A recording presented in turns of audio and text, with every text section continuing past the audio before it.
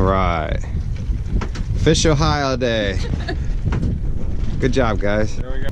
The fishing was outstanding today. I think this is my 5th or 6th Fish Ohio.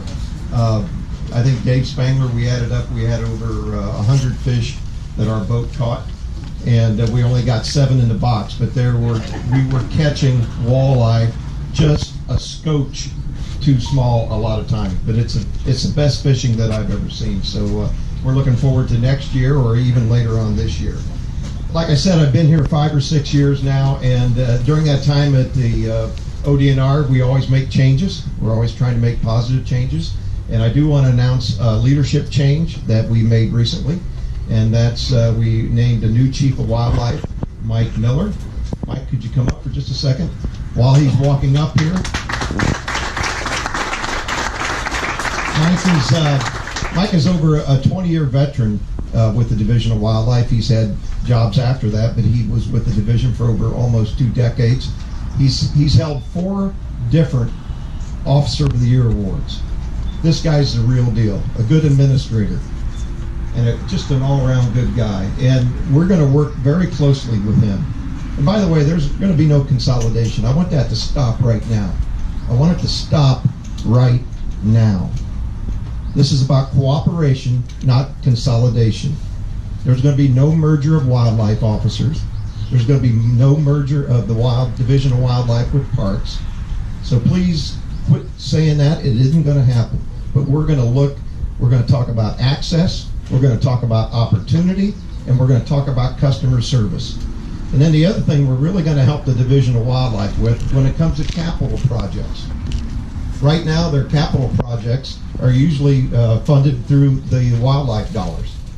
From now on, when ODNR submits capital dollar projects, we're including the wildlife capital projects with them, and that'll free up a lot more money for sportsmen. Please welcome Mike Miller.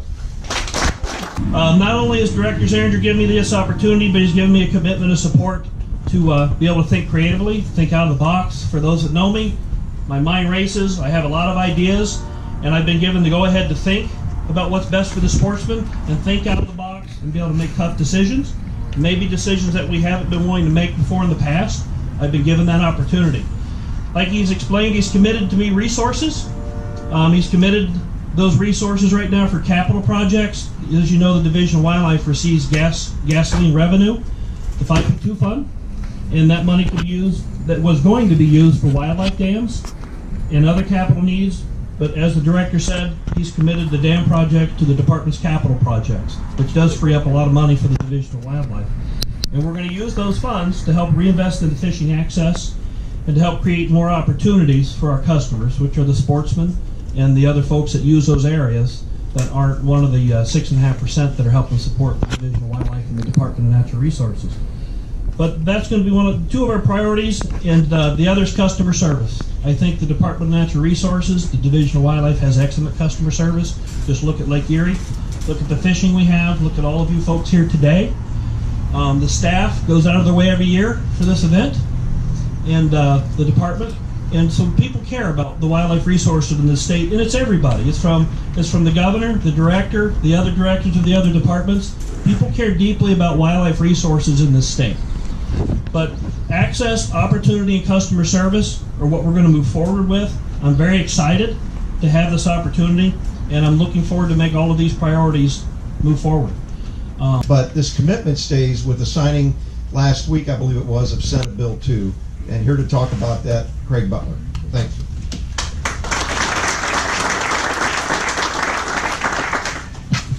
Hi, everybody. So Jim mentioned Senate Bill 2, and Governor signed Senate Bill 2 last Friday. And the way that Carl and I look at Senate Bill 2, and we look at Dave Daniels, wherever Dave just went to, and Director Zehringer, it's part of a team effort that we've all had between our agencies at EPA, DNR, Department of Agriculture, and all the rest of the cabinet. This goes back to 2010. One of the very first things the governor of your case has asked us to do is focus on this issue about harmful algal blooms. There were a lot of us that didn't know what harmful algal blooms were. We were talking about Grand Lake St. Mary's at the time. We were talking about Lake Erie. From then on, it has been this continued learning process for all of us, this march to find the solution. Council General mentioned this 40% commitment we have with the Binational Water Quality Agreement with the U.S. and Canada. That's also an agreement that we signed between Indiana, Michigan, and Ontario as a precursor to that, where we've made a commitment to reduce the amount of nutrients coming into Lake Erie by 40% by the year 2025. That's not an aspirational goal. It's not a goal where we signed it and walked away from it and said it's a political statement. It's a reality that we live with every day. So whether it is how much we invest in infrastructure, wastewater planning, drinking water infrastructure. I see Kelly here that works in drinking water and wastewater in Ottawa County every day.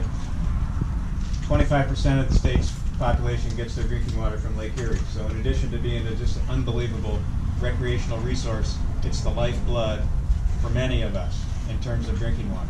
We have to protect it. We invest in upgrading technologies for treatment, for wastewater services, just like Dave and his team at the Department of Agriculture work every day to improve working with farmers to keep nutrients on the farm field. It is a comprehensive effort. Senate Bill 2 is the latest effort the governor's put forth. We signed Senate Bill 1, we've signed Senate Bill 150, and now Senate Bill 2. I call it, well, the scientists in the room, I know we got Dr. Reuter here, and there's some more folks here in the room too. They call it adaptive management. My layman's terms is we're building this airplane as we go down the runway, and at the end of that runway, we're gonna have the solution on how do we protect the lake from these harmful algal blooms. And it's one day at a time, it's one step at a time, it's one policy at a time, one bolt at a time on this airplane. And I just want you to understand that a day doesn't go by that Carl and I don't think about this, that Jim and I don't think about this, that Dave and I don't think about this, and frankly the governor doesn't think about this. That we spend all of our time focused on making sure that, as he would like to say if he were here, Lake Erie remains the jewel of Ohio. So, lots of work left to do. We're not patting ourselves on the back or claiming victory. There's a lot of work left to do, but we think that we're making some real progress towards this real challenge to the lake.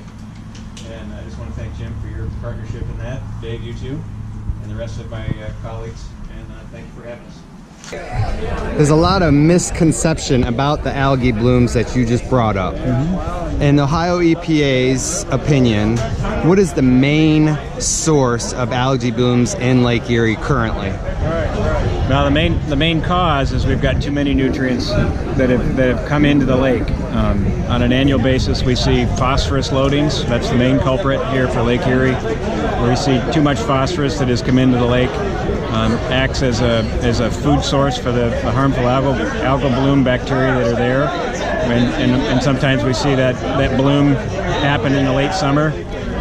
We don't understand all of the science yet about what the implications of that are, and whether or not you have a bloom or you don't, or whether that bloom may have a toxic component to it. Have you been able to pinpoint the sources of these blooms? Sure. Oh yeah. So we talk about the big five. We talk about non-point source, so it's a non-point source from streets and runoff. We talk about non-point source from agriculture. We talk about point sources, as in point sources from wastewater treatment plants, failing septic systems, and then dredge material that we see coming out of our harbors. So when we put a comprehensive strategy together, it's what do we do in all five of those quadrants. If you had a choice and you could only tackle one of those right now, which quadrant would you tackle at this very second? Well, no question, the Maumee River, the Maumee River Basin that we see in the Western Basin, is the phosphorus source is predominantly what we call non-point source. And that's about as good as we can get. So non-point is this combination of runoff from urban areas and runoff from agricultural areas. Awesome. Yeah, right now we've just instituted a new team for senior management in the division, and the wildlife officers are going to remain being wildlife officers. The district managers are going to be district managers. The fish biologists are going to be fish biologists. There's are you seeing the same number of wildlife officers that are going to be out in the field, or are you? Well, right now I've been there since Wednesday, and I'm going to look into that. Gotcha. I can say this: when I was hired, we had 30 vacancies. Okay. I think it was 1993 when I went to wildlife. Okay. So like in 92, we had 30 vacancies. 5 vacancies don't bother me a whole lot, because throughout the history of the Division of Wildlife, it has ranged from 30 to 5. You know, just before me, I remember when there were 4, and they just hired 4 guys off the street, and those guys are retired now. But in between, it's run the gamut from 15 or 20 or 25, and that is a normal process that's happened throughout the agency's history to have vacancies. And right now, we're not anywhere near where we have been in the past. But no, I just got in the seat where I'm going to look at finances and delve into all of that stuff. As far as finances go, the sportsman community in Ohio have pretty much in general all got together and said that we wouldn't mind paying higher license fees if that helps fund the Division of Wildlife. Well, I think that's already been spoken of by our legislature. Okay. And they have decided to not go down that route. And so we're going to do with what we have right now. Excellent. And we're going to use our resources to the best of our ability. Okay. Thank you very much for your time.